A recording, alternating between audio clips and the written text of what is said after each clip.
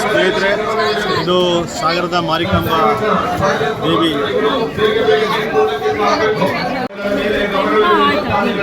ಅದು ನಿಶ್ಚಿತ ಬಿಡ್ತಾರೆ, ಈಗ ಹೋಗ್ತಾರೆ.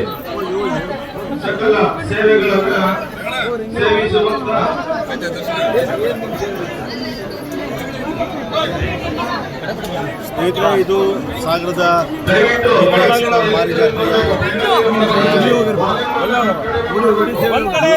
ಮೂರನೇ ದಿನದಲ್ಲಿ ಗಮನಿಸ್ತಾ ಇದ್ದೀನಿ. ದೇವಿಯ ದರ್ಶನಕ್ಕಾಗಿ ಜನರು ಭಕ್ತಾದಿಗಳು ವಿಶೇಷವಾದ ದರ್ಶನಕ್ಕಾಗಿ ವಿಶೇಷವಾದಂಥ ಸಾಲಿನಲ್ಲಿ ನಿಂತಿದ್ದಾರೆ. ಭಕ್ತರಾಜರು ಇಲ್ಲಿ ದೇವಿಯ ಪ್ರಸಾದವನ್ನು ಕಾಣಬಹುದು. ಸಾವಿರಾರು ಜನ ಇಲ್ಲಿ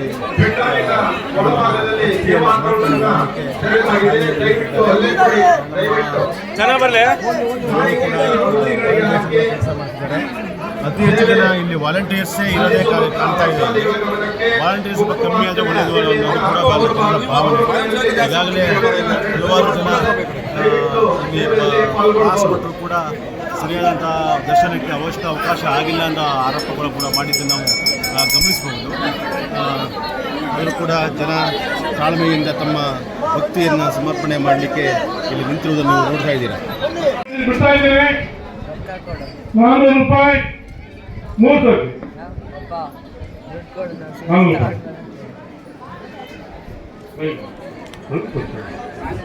ದೇವಿಗೆ ಕೊಟ್ಟಂತಹ ಹರಕೆಯ ಸೀರೆ, ಇತರೆ ಬಟ್ಟೆಗಳನ್ನು ಹರಾಜು ಹಾಕುವ ಪ್ರಕ್ರಿಯೆ ನಡೀತಾ ಇದೆ.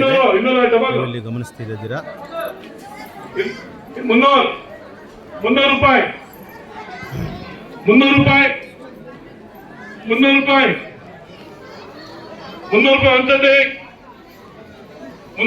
ಒಂದದ್ದೇ, 350. ಬೇಗ ಹೋಗ್ಬೇಕು. ಭಕ್ತಾದಿಗಳಲ್ಲಿ ವಿನಂತಿ, ಬೇಗ ಇನ್ನೂ ಸುಮಾರು ಸೀರೆಗಳು ಬೇಕಾದಷ್ಟು ಸೀರೆಗಳಿದೆ. ಅಮ್ಮನಿಗೆ ಬಂದಂತ ಸೀರೆಗಳನ್ನು ಹರದು ಮಾಡ್ತಾ ಇದ್ದೀವಿ. ದಯವಿಟ್ಟು ಭಕ್ತಾದಿಗಳು ಬೇಗ ಹೋಗ್ಬೇಕು. 350 ಅನ್ಸತಿ, 350 ಅನ್ಸತಿ, 350 ಹೇಳ್ಸತಿ ಬಿಡ್ತಾ ಇದ್ದೀವಿ. 350 3 ಸತಿ ಸ್ವಲ್ಪ.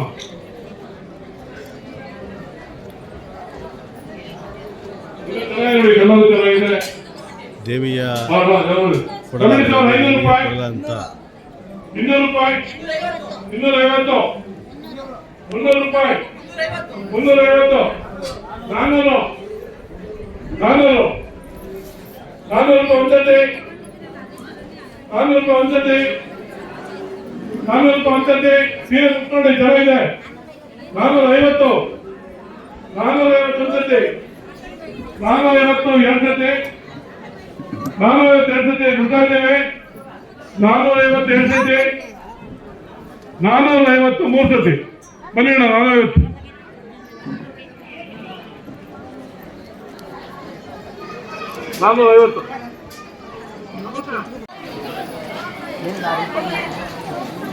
ಇದು ಮಾರಿಯಮ್ಮನ ತವರು ಮನೆ ಅಂತ ಹೇಳ್ತಾರೆ.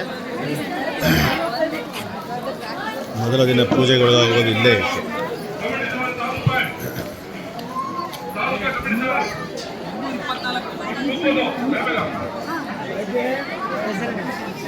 ನೋಡಿ, ಸಾವಿರಾರು ಜನ ಯಾವ ರೀತಿಯಲ್ಲಿ ಸಾಗರೋಪಾದಿಯಲ್ಲಿ ಬಂದು ದೇವಿಯ ಒಂದು ಮೇಲಿಟ್ಟಂಥ ಭಕ್ತಿಯನ್ನು ತೋರ್ಪಡಿಸಲಿಕ್ಕೆ ಬರ್ತಿದ್ದಾರೆ ಅನ್ನೋದು, ಜನರ ನಂಬಿಕೆ ಅನ್ನೋದು ಯಾವ ಮಟ್ಟಿಗೆ ಇದೆ ಅನ್ನೋದನ್ನು, ಹೇಗೆ ಈ ರೀತಿ ಇದನ್ನು ವಿನ್ಯಾಸಗೊಳಿಸಲಾಗಿದೆ ನಂಬಿಕೆ ಅನ್ನೋದು ಬಹಳ ಮುಖ್ಯ. ತಾಯಿಗೆ ಭಾಳ ಇಷ್ಟವಾದಂಥ ಬಳೆಗಳನ್ನು ಇಲ್ಲಿ ವ್ಯಾಪಾರಕ್ಕೆ ಇಟ್ಟಿದ್ದಾರೆ. ನೋಡಿ, ಬಣ್ಣ ಬಣ್ಣದ ವಿವಿಧ ರೀತಿಯ ಬಳೆಗಳು ಇಲ್ಲಿ ಏನು ಸರಿತಿಯ ಸಾಲಿನಲ್ಲಿ ಕುಳಿತುಕೊಂಡು ಮಾರಾಟ ಮಾಡ್ತಾ ಇದ್ದಾರೆ.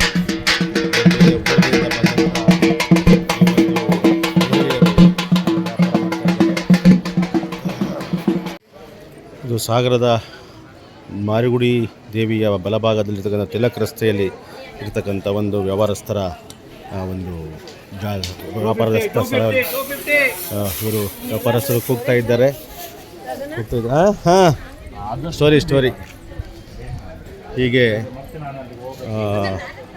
ಒಂದಿಷ್ಟು ಜನಜಂಗುಳಿಯಲ್ಲಿ ಈ ಅಂಗಡಿಗಳು ಹಾಕಿದರೆ, ಇನ್ನೊಂದು ಜನಜಂಗುಳಿ ಕಮ್ಮಿ ಇರುವ ಪ್ರದೇಶದಲ್ಲೂ ಕೂಡ ಅಂಗಡಿಯನ್ನು ಹಾಕಿದ್ದಾರೆ. ಏನ್ರಿ ಏನು ಖರೀದಿ ಮಾಡಿದ್ರಿ ಮೇಡಮರೇ? ಏನು ಖರೀದಿ ಮಾಡಿದ್ರಿ? ಹಾಂ, ಇನ್ನೇ ಮನೆಯೆಲ್ಲ ಏನೇನು ಖರೀದಿ ಮಾಡಿದ್ರಿ ಅಂತ?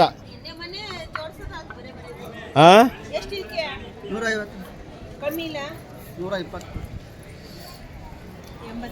ಏನದು? ಹಾಂ, ಸಾಣೆಕಲ್ಲ. ಹಾಂ ಹಾಂ,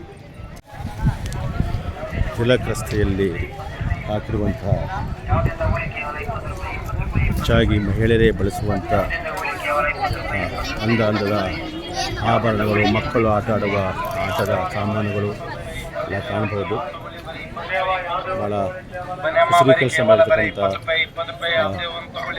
ಆಭರಣಗಳ ಒಂದು ದೊಡ್ಡ ಇದನ್ನು ನೋಡ್ಬೋದು. ಇಲ್ಲಿ ನೋಡ್ರಿ ಇಲ್ಲೊಂದು ಮಗು ನೋಡ್ರಿ ಇಲ್ಲಿ.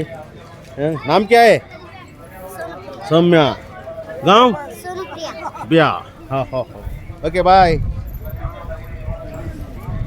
ಯಜಮಾನ್ರೆ ಯಾವ ಊರು? ಶಿವಮೊಗ್ಗ. ಹಾಂ ಹಾಂ ಹಾಂ, ಹಕ್ಕಿ ಪಿಕ್ಕಿಯವರಲ್ಲ ನೀವು? ಹಾಂ ಹಾಂ, ಶಿವಮೊಗ್ಗ. ಹೆಂಗಿದೆ ಈ ಸರಿ ವ್ಯಾಪಾರ? ಹಾಂ, ನೆನ್ನೆ ಬಂದಿದ್ರಾ? ಏನು ವ್ಯಾಪಾರ ಚೆನ್ನಾಗಾಗುತ್ತಿದೆಯಾ? ಹಾಂ, ಎಷ್ಟಾದರೂ ಕಡಿಮೆನೇ ಅಲ್ವಾ? ಹಾಂ, ಏನಮ್ಮ? ಹಾಂ ಹಾಂ,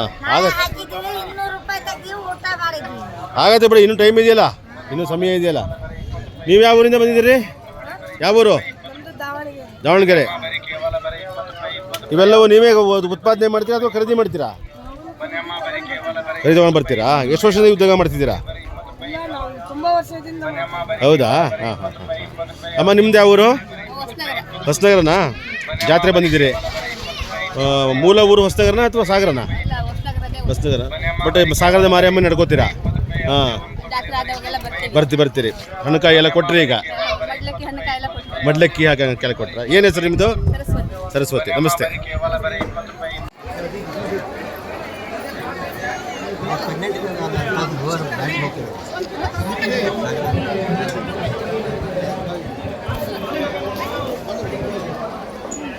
ದೇವಿಯ ದರ್ಶನಕ್ಕೆ ಹೋಗುತ್ತಿರುವವರು ಮತ್ತು ದರ್ಶನ ಮುಗಿಸಿ ಬರುತ್ತಿರುವವರು ಸಾಲು. ಸುತ್ತಮುತ್ತಲಿನ ಹಳ್ಳಿಗಳಿಂದ, ತಾಲೂಕುಗಳಿಂದ, ರಾಜ್ಯಗಳಿಂದ, ಎಲ್ಲ ಕಡೆಗಳಿಂದಲೂ ಆಗಮಿಸುತ್ತಿದ್ದಾರೆ. ಗಮನಿಸ್ತಾ ಇದ್ದೀರಾ?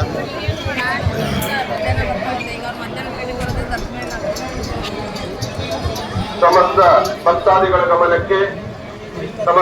ಭಕ್ತಾದಿಗಳ ಗಮನಕ್ಕೆ ಸಾರ್ವಜನಿಕ ಅನ್ನ ಸಂತರ್ಪಣೆಯನ್ನ ನಮ್ಮ ಮಾರಿಕಾಂಬಾ ಸಮಿತಿ ವತಿಯಿಂದ ವೀರಶೈವ ಕಲ್ಯಾಣ ಮಂಟಪದಲ್ಲಿ ನೆರವೇರಿಸಲಾಗುತ್ತಿದೆ. ಸಕಲ ಭಕ್ತಾದಿಗಳು ಪ್ರಸಾದವನ್ನ